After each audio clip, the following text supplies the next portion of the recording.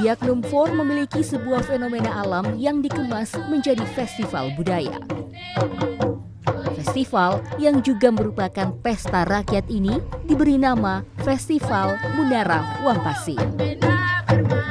Menonjolkan tradisi budaya serta adat istiadat, Munara Wampasi menjadi festival yang membingkai sejuta pesona biak.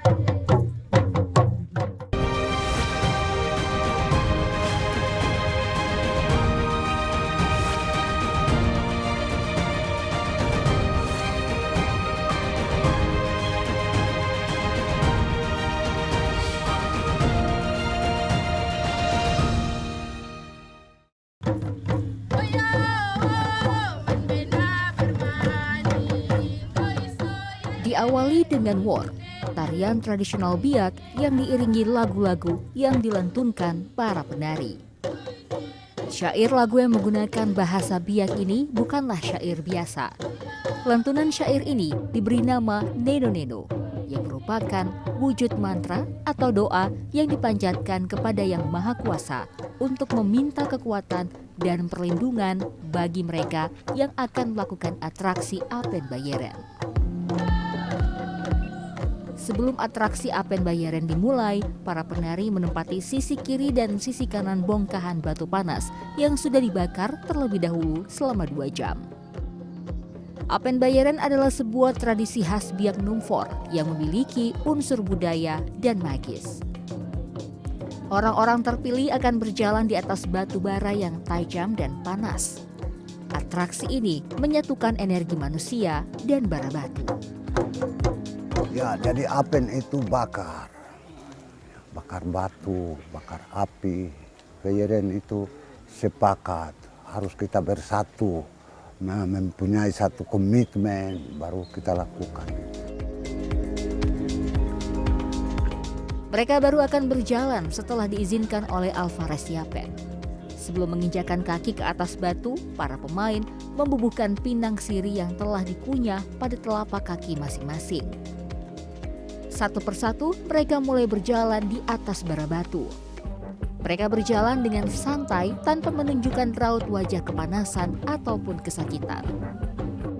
Tradisi Apen Bayeren ini dilakukan oleh suku Barmane di Serkiendidori, Kampung Adoki, Kabupaten Biak Numfor. Dalam keseharian, tradisi ini biasanya dilakukan pada penobatan ketokohan dan pemberian marga. Yang mempertahankan Apen Bayeren ini sampai sekarang ada 3 suku marga, yaitu Yapen, Osbabur, Penasifu. Nanti kemudian ada marga-marga lain yang masuk berdasarkan kawin mengawini, ya baru mereka bisa masuk untuk bergabung. Kemudian melaksanakan Apen Bayeren ini sebagai satu penobatan, dan juga Apen Bayeren ini merupakan pendidikan, memberi kekuatan, keberanian kepada setiap suku marga itu. Gimana tadi rasanya Pak Boas jalan di atas bara api? Ketika saya melangkah saya tidak pernah ada rasa ragu sedikit pun. Karena saya percaya bahwa budaya ini saya memiliki dia.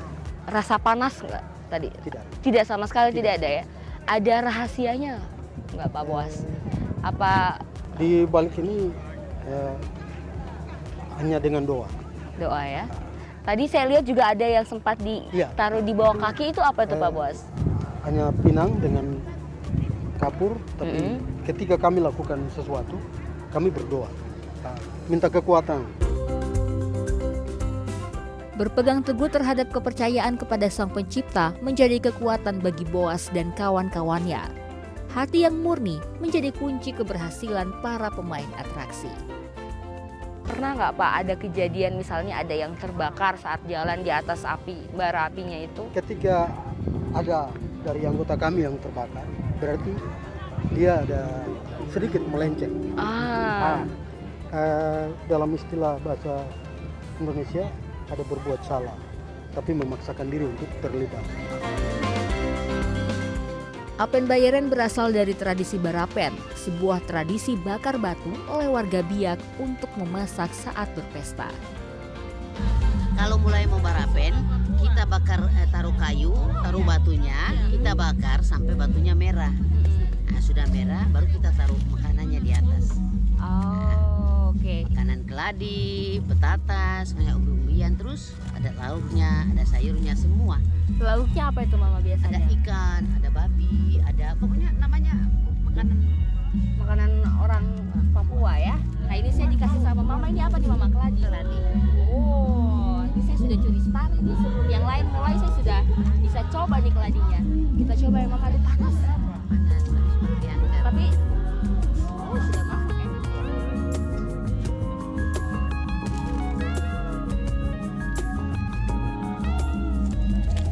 Apa itu yang kita pakai lauknya? Ini tinggal malam aja ya baru makan pakai lauk Mama ya. Siap. Makasih Mama.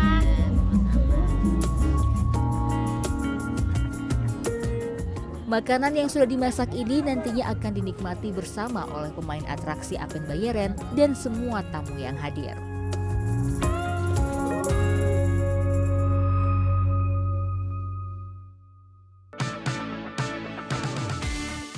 Merasa bertanggung jawab dalam merawat dan mengembangkan tradisi ini, para pemain atraksi Bayeren tidak melibatkan orang lain dalam persiapan atraksi. Salah satunya dalam mencari batu dan kayu yang digunakan saat atraksi. Mengandalkan sumber daya alam yang ada di sekitar, mereka mencari kayu dan batu di bukit belakang sanggar. Pak Boas, kalau misalnya batu yang digunakan untuk Apen Bayeren itu batu seperti apa Pak Boas? Tidak bisa kita pakai batu kapur. Oh tidak bisa, kenapa? Karena kalau sekali dibakar habis. Oke. Ibarat dilebur gitu. Tapi kalau batu yang kami pakai batu cadas. Batu gunung gitu Batu ya? cadas yang biasa untuk dipakai untuk memasak secara jumlah yang banyak. Nah, ini yang kami pakai untuk melaksanakan atraksi Apen Bayeren itu. Sehingga walaupun dibakar selama 2 jam tidak pernah hilang gitu, lebur. Tidak habis begitu ya? Bermodalkan alat sederhana, mereka memecahkan bongkahan batu cadas tersebut menjadi kepingan. Kayu yang digunakan untuk membakar batu adalah kayu merbau.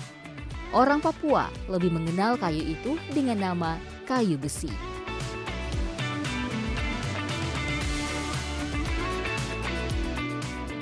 Tak banyak persiapan yang dilakukan para pemain atraksi sebelum melakukan Apen Bayeren. Mereka bahkan tidak berlatih sebelum melakukan atraksi. Alasannya, mereka mengajukan diri menjadi pemain atraksi tanpa paksaan. Dengan hati yang murni, mereka yakin akan bisa berjalan di atas bara api.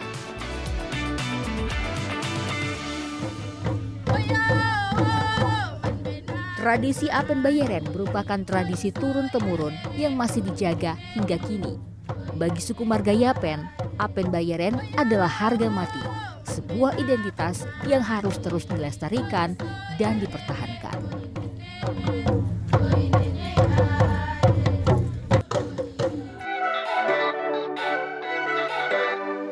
Ini kita akan diving di Telaga Biru Samares, another negeri dongeng yang ada di Biak.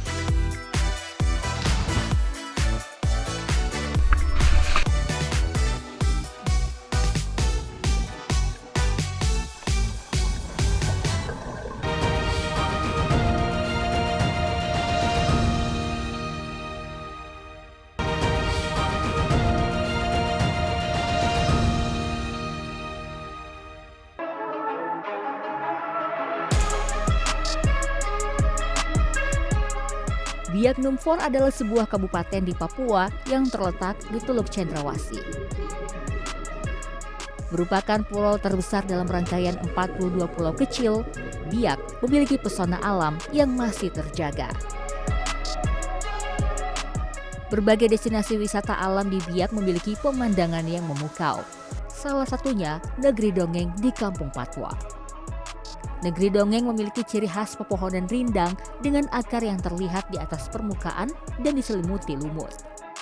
Tempat ini disebut negeri dongeng karena hutannya yang asri dan terlihat seperti di film-film.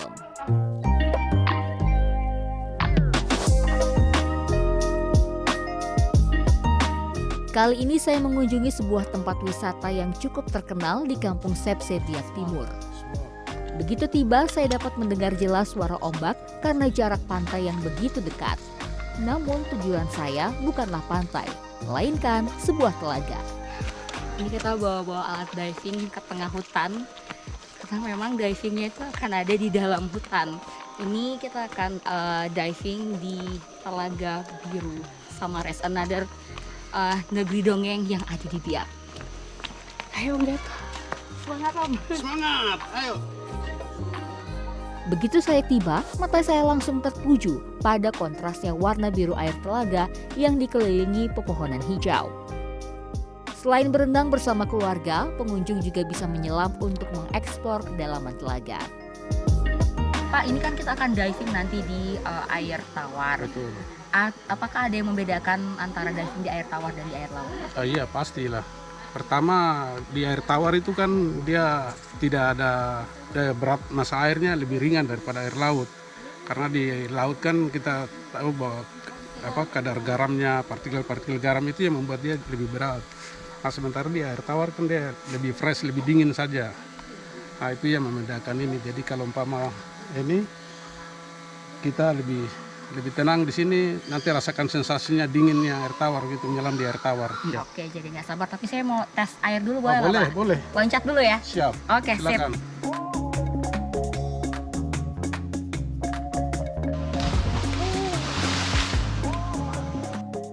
Sejuknya air telaga Samares langsung membuat saya merasa segar setelah lelah mengangkat alat selam dari luar hutan. Saya juga penasaran untuk mencoba berjalan di atas batang pohon yang melintang di tengah telaga. Dari sini, saya bisa melihat jelas ke dasar telaga yang memiliki kedalaman hingga 15 meter.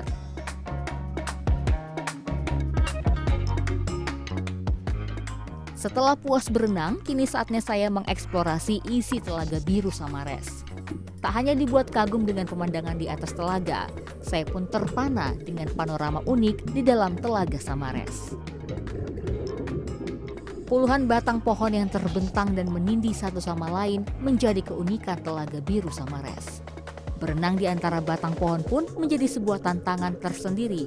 Ruang gerak yang sempit dapat menyebabkan fins menyentuh batang pohon dan membuat air menjadi keruh.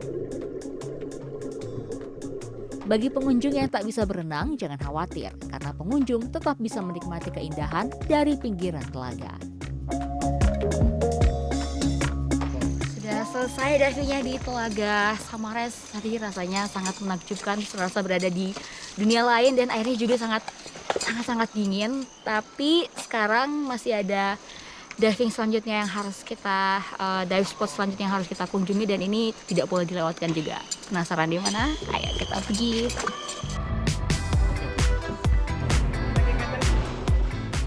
Spot dive selanjutnya berada di pusat kota Biak Numfor. Kali ini saya akan diving di dalam laut. Letak, posisi, dan keunikan dive spot ini membuatnya menjadi salah satu lokasi menyelam favorit di kota Biak. Dari dermaga Pantai Nirmala, kami bertolak dengan speedboat. Hanya membutuhkan waktu 10 hingga 15 menit untuk tiba di dive spot Catalina. Kedalaman dive spot ini mencapai 18 hingga 30 meter. Diberi nama Catalina karena sebuah bangkai pesawat amfibi Catalina berada di dive spot ini. Pesawat amfibi buatan Amerika ini merupakan salah satu jejak peninggalan Perang Dunia Kedua yang ada di Kabupaten Biak. Pesawat Catalina diproduksi pada 1930 hingga 1940 silam. Saya masih bisa melihat jelas bentuk sayap, ekor pesawat, hingga badan pesawat yang masih utuh. Dulunya Biak merupakan saksi bisu Perang Pasifik yang terjadi saat Perang Dunia Kedua antara Amerika dan Jepang. Namun sayangnya tidak ada yang tahu pasti bagaimana pesawat Catalina bisa berada di kedalaman laut Biak. Satu yang pasti, Catalina Wreck kini menjadi rumah bagi ikan-ikan dan terumbu karang di kedalaman lepas pantai timur Biak Numfor.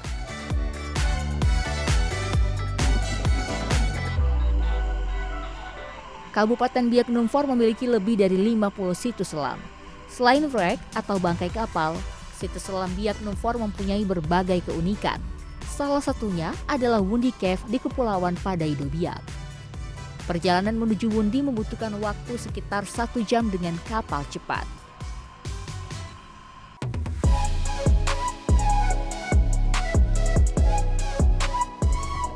Di sekitar Pulau Wundi terdapat beberapa situs selam yang berbeda. Penyelam yang suka berburu gerombolan ikan bisa mengunjungi Barakuda Spot pada pagi hari sebelum ke Wundi Cave. Pemandangan karang di sekitar situs selam Wundi Cave terlihat sangat menakjubkan. Terdapat sebuah lubang yang dikelilingi oleh taman karang laut. Lubang ini merupakan pintu masuk ke dalam situs selam Wundi Cave. Ini nama dive spotnya ini Wundi Cave. Yang menarik dari Wundi Cave adalah Di sisi lain kan dia punya ada ruang atau lubang yang ada 3 yang di depan. Terus kemudian ada sifen juga yang di pas depan mulut gua. jadi menyambut kita Iya. kalau datang. Jadi gitu kalau ya. pas kita masuk kita udah lihat ada 3 jendela begitu di bawah. Tinggal kita lihat mana yang kita mau ini. Sementara di sebelah kirinya juga ada cave juga. Cave-nya itu dia buntu.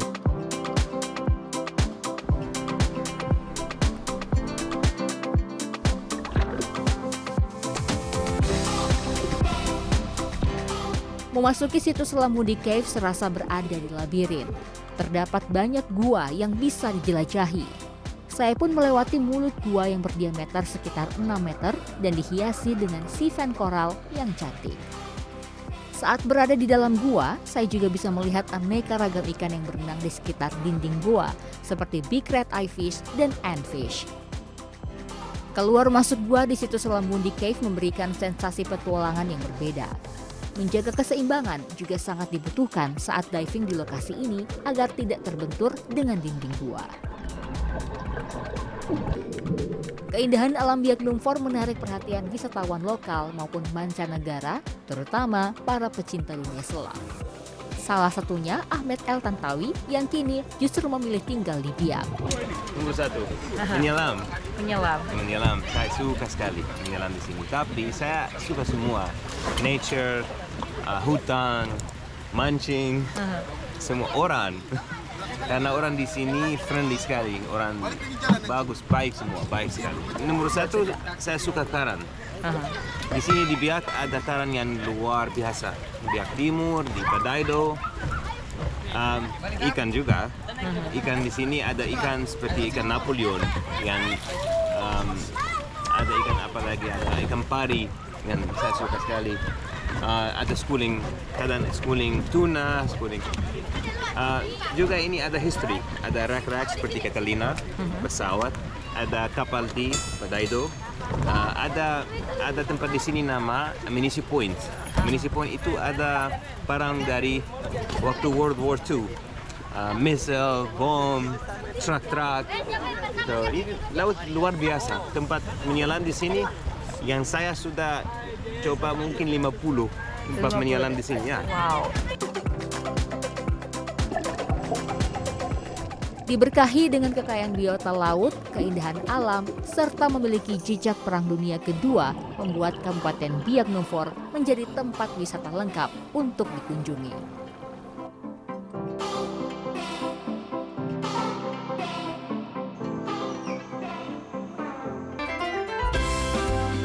Ini untuk satu storage ini bisa menampung berapa banyak ikan, Pak? 100 ton. 100 ton.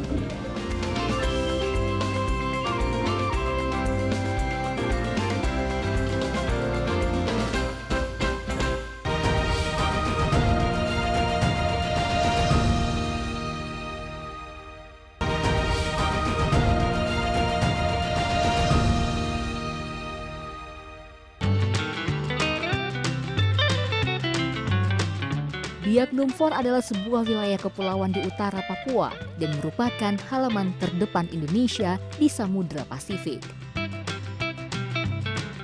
Letak Biak Numfor yang langsung berbatasan dengan Samudra Pasifik memberikan keuntungan dalam bidang perikanan. Jadi Biak ini berbatasan langsung dengan wilayah Pasifik, di mana perikanan pelagis ini sangat menjanjikan. Apalagi pada wilayah pengelolaan 717 itu berdasarkan beberapa sumber merupakan daerah ruaya atau distribusi ikan tuna.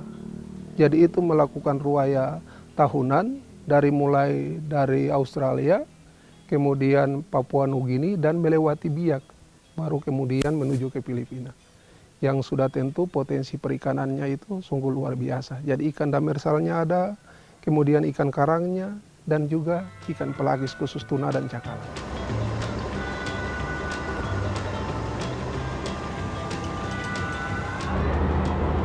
Biak adalah pengekspor ikan tuna terbesar di Papua, dan kali ini saya beruntung karena saya bisa melihat langsung proses pembongkaran. Di sini saya berada di kapal yang tadinya sudah ada di lautan selama kurang lebih 2 bulan, dan mereka datang ke sini untuk membawa hasil tangkapannya. Ikan tunanya tadi saya lihat besar-besar.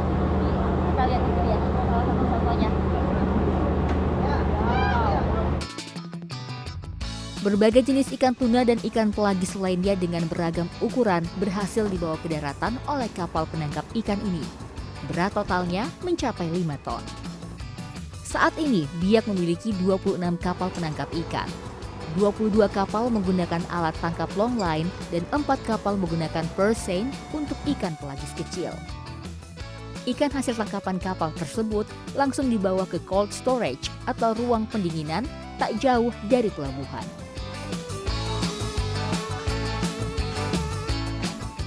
Begitu tiba, ikan ditimbang terlebih dahulu, diberi label, lalu dimasukkan ke dalam cold storage. Dingin banget di sini, Pak. Ini berapa derajat, Pak? Ini suhunya 25 ke atas. 25 derajat ke atas. Oke, ini untuk satu storage ini bisa menampung berapa banyak ikan, Pak? 100 ton. 100 ton. Oke, paling besar ukurannya berapa, Pak? 186. Itu ya? Ya. Wow, ada yang 186 kilo tuh di sana. Di sini ada berapa cold storage, Pak? Ada 2. Ada 2 ya? Selain menerima ikan dari kapal, cold storage milik pemerintah daerah ini juga menerima ikan segar dari nelayan. Ikan segar ini nantinya dibekukan di ruang pembekuan. Berdasarkan data pemerintah Biak, potensi perikanan di Laut Biak mencapai 1,1 juta ton dengan jumlah pemanfaatan dibatasi hingga 800.000 ton. Biak telah melakukan ekspor ikan tuna segar ke Jepang sebanyak 38 kali dengan jumlah 180 ton. Sementara untuk ikan tuna beku harus dikirim terlebih dahulu ke Ambon karena Biak tidak memiliki tempat pengemasan ikan beku. Kami berharap memang untuk proses pengiriman ke Ambon itu kan sebenarnya di loin di Ambon lalu diekspor ke Amerika. Kami berharap proses itu dilakukan di Biak, dan ini lagi diupayakan oleh PT Indo Numpor Pasifik untuk melakukan pembangunan UP khusus untuk pemotongan loin, sehingga ekspor ke Amerika itu ekspornya langsung dari Biak.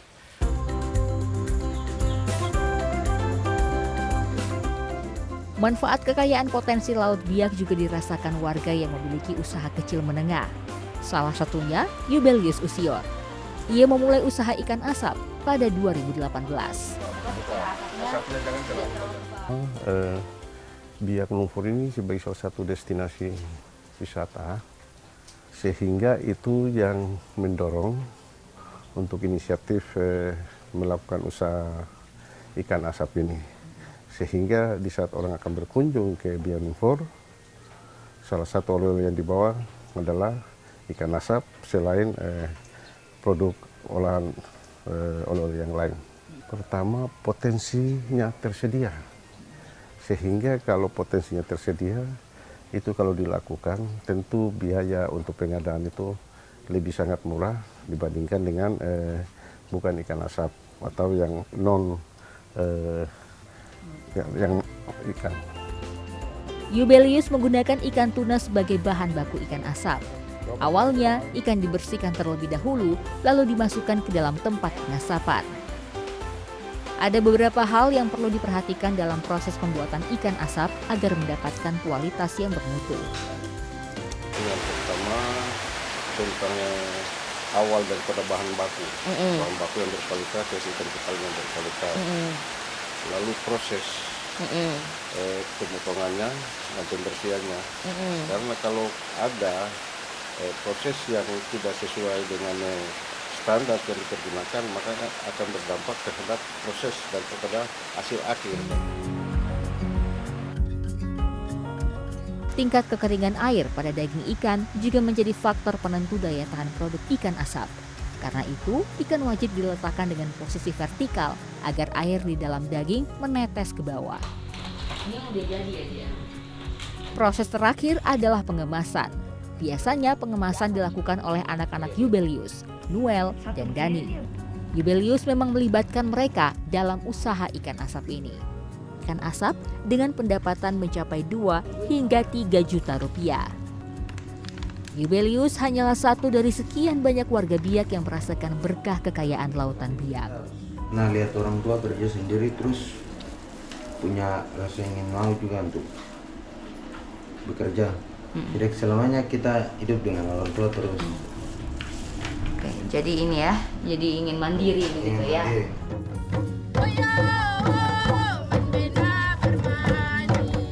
Biak Numfor kaya akan tradisi budaya serta memiliki sejuta potensi alam. Tak heran, Biak Numfor dijuluki sebagai permata di Teluk Cendrawasih.